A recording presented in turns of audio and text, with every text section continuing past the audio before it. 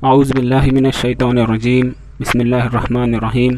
عزیز دوستوں، السلام علیکم ورحمۃ اللہ وبرکاتہ۔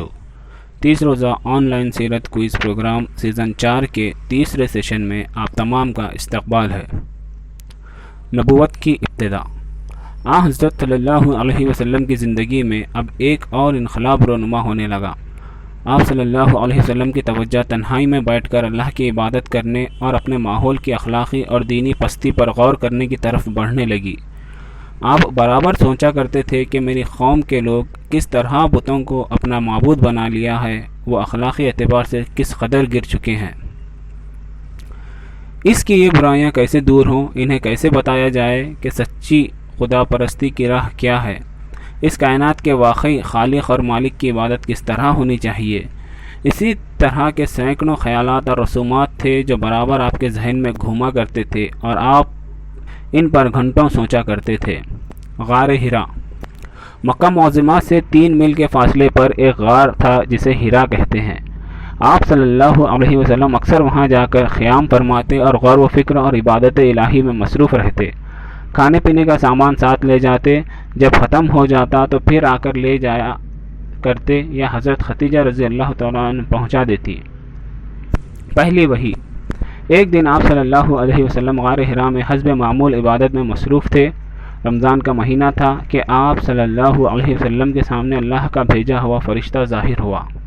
یہ حضرت جبرائیل علیہ السلام تھے جو فرشتوں میں سب سے زیادہ بلند مرتبے پر ہیں اور جو ہمیشہ سے خدا کا پیام اس کے رسولوں تک پہنچاتے رہے ہیں۔ حضرت جبرائیل علیہ السلام نے نمودار ہو کر حضرت صلی اللہ علیہ وسلم سے کہا، پڑھ۔ آپ نے فرمایا، میں پڑھا ہوا نہیں ہوں۔ یہ سن کر حضرت جبرائیل علیہ السلام نے حضرت صلی اللہ علیہ وسلم کو پکڑ کر اتنا بھینچا کہ آپ تھک گئے۔ پھر حضرت صلی اللہ علیہ وسلم کو چھوڑ دیا اور کہا، پڑھ۔ آپ نے پھر وہی جواب دیا اور انہوں نے پھر حضرت محمد صلی اللہ علیہ وسلم کو پکڑ کر بھینچا اور چھوڑ کر کہا، پڑھ۔ آپ نے پھر وہی جواب دیا اور انہوں نے پھر آپ صلی اللہ علیہ وسلم کو پکڑ کر بھینچا اور چھوڑ کر کہا۔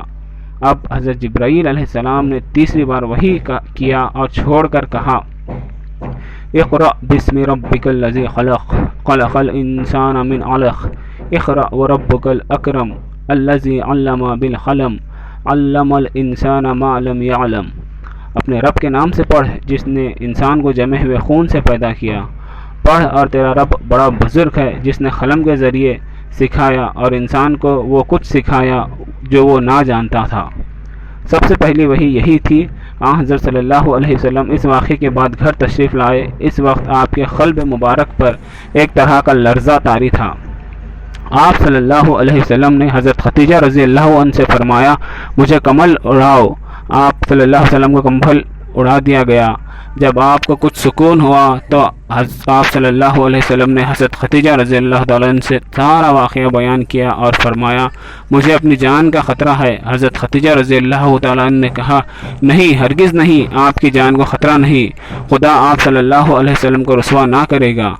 آپ صلی اللہ علیہ وسلم خراوت داروں کا حق ادا کرتے ہیں، لوگوں کے بوجھ کو آپ صلی اللہ علیہ وسلم خود اٹھاتے ہیں، فقیروں اور مسکینوں کی مدد کرتے ہیں، مسافروں کی مہمان نوازی کرتے ہیں، انصاف کی خاطر آپ صلی اللہ علیہ وسلم لوگوں کی مصیبتوں میں کام آتے ہیں۔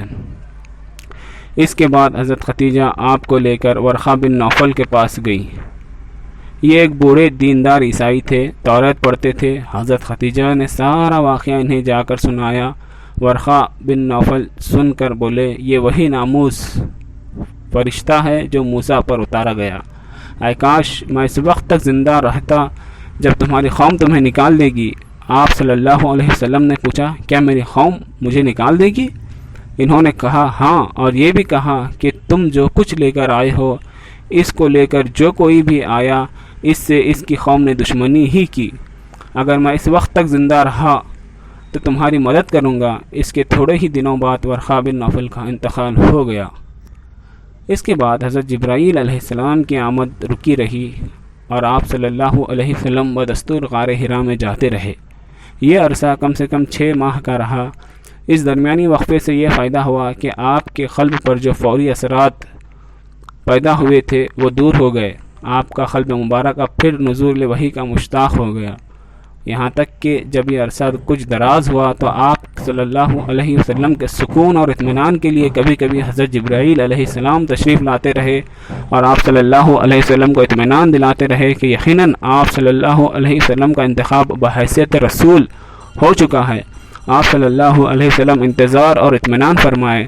پھر کچھ دنوں بعد حضرت جبرائیل علیہ السلام پے در پہ آنے لگے۔